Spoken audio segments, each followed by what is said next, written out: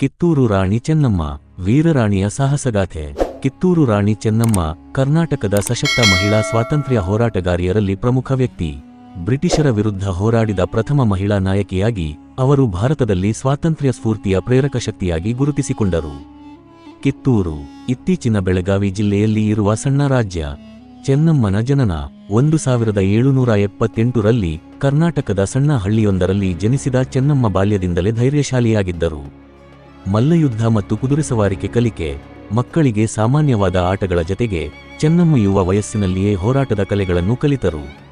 ಕಿತ್ತೂರಿನ ರಾಜ ಮಲ್ಲಸರ್ಜ ಅವರೊಂದಿಗೆ ಮದುವೆಯಾದರು.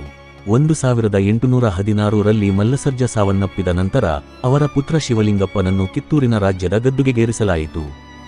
ಆದರೆ ತೀರಾ ಕಿರಿಯ ವಯಸ್ಸಿನ ಶಿವಲಿಂಗಪ್ಪ ಶೀಘ್ರದಲ್ಲೇ ಬಲಿಯಾದರು.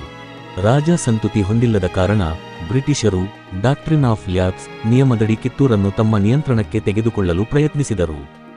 ಬ್ರಿಟಿಷರ ನಿಯಂತ್ರಣವನ್ನು ಒಪ್ಪಿಕೊಳ್ಳದೆ ಅವರು ಯುದ್ಧಕ್ಕೆ ಸಿದ್ಧರಾದರು. 1824ರಲ್ಲಿ ಬ್ರಿಟಿಷ ಸೇನೆ ಕಿತ್ತೂರಿನತ್ತ ಬಂದಿತು. ಮೊದಲ ಯುದ್ಧ.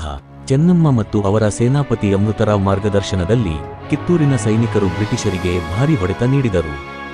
ಬ್ರಿಟಿಷರ ಸೋಲು. ಈ ಹೋರಾಟದಲ್ಲಿ ಬ್ರಿಟಿಷರ ಪ್ರಮುಖ ಅಧಿಕಾರಿಗಳಾದ ಸ್ಮಾರ್ಟ್ ಮತ್ತು ಥಾಕರ್ ಕೊಲ್ಲಲ್ಪಟ್ಟರು. ಬ್ರಿಟಿಷರು ಮತ್ತೊಂದು ದಾಳಿ ಮಾಡಿದರು. ಅವರ ಸೇನಾಪತಿ ಚಾಪ್ಲಿನ್ ಮತ್ತಷ್ಟು ಯೋಧರನ್ನು ಕರೆಸಿ ಎರಡನೇ ಬಾರಿ ಕಿತ್ತೂರನ್ನು ಆಕ್ರಮಿಸಲು ಪ್ರಯತ್ನಿಸಿದರು.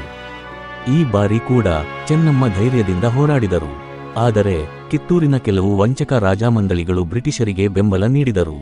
ತೀವ್ರ ಯುದ್ಧದ ಬಳಿಕ ಚೆನ್ನಮ್ಮನನ್ನು ಬಂಧಿಸಿ ಬೆಳಗಾವಿಯ ಕಾರಾಗೃಹಕ್ಕೆ ಕೊಂಡೊಯ್ದರು. ಚೆನ್ನಮ್ಮನನ್ನು ಬೆಳಗಾವಿಯ ಕಾರಾಗೃಹದಲ್ಲಿ ಬಂಧಿಸಿ ಇಡಲಾಯಿತು.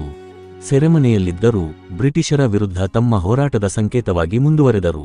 ಕಿತ್ತೂರನ್ನು ರಕ್ಷಿಸಲು ಜೀವ ಸಮರ್ಪಿಸಿದ ಚೆನ್ನಮ್ಮ 1830ರಲ್ಲಿ ಜೈಲಿನಲ್ಲಿಯೇ ಮೃತಪಟ್ಟರು. ಸ್ವಾತಂತ್ರ್ಯ ಹೋರಾಟಕ್ಕೆ ಪ್ರೇರಣೆ. ಅವರ ಸಾಹಸದಿಂದ ಒಬ್ಬ ಮಹಿಳೆಯೂ ದೇಶಕ್ಕಾಗಿ ಹೋರಾಡಬಹುದು ಎಂಬ ಸಂದೇಶ ಎಲ್ಲೆಡೆ ಹಬ್ಬಿತು.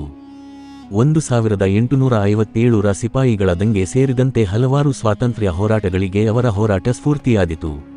ಕಿತ್ತೂರಿನಲ್ಲಿ ಚೆನ್ನಮ್ಮನ ಪ್ರತಿಮೆ ಸ್ಥಾಪಿಸಲಾಗಿದೆ. ಅವರ ಗೌರವಕ್ಕೆ ಸೇನಾ ಕವಾಯತು ಸಹ ನಡೆಯುತ್ತದೆ. ಬ್ರಿಟಿಷರ ವಿರುದ್ಧ ಮೊದಲ ಮಹಿಳಾ ಹೋರಾಟಗಾರ್ತಿ. ಕಿತ್ತೂರು ರಾಣಿ ಚೆನ್ನಮ್ಮ ಕೇವಲ ಒಬ್ಬ ರಾಣಿ ಮಾತ್ರವಲ್ಲ, ಅವರು ಶೌರ್ಯ, ತ್ಯಾಗ ಮತ್ತು ದೇಶಭಕ್ತಿಯ ಪ್ರತೀಕ. ಅವರ ಬದುಕು, ಹೋರಾಟ ಮತ್ತು ತ್ಯಾಗ ನಮ್ಮ ಇತಿಹಾಸದಲ್ಲಿ ಶಾಶ್ವತವಾಗಿ ಉಳಿಯುತ್ತದೆ. ಹೆಚ್ಚಿನ ಕಥೆಗಳಿಗಾಗಿ ನಮ್ಮ ಚಾನಲ್ ಸಬ್ಸ್ಕ್ರೈಬ್ ಮಾಡಿ, ಸಪೋರ್ಟ್ ಮಾಡಿ. ಧನ್ಯವಾದಗಳು.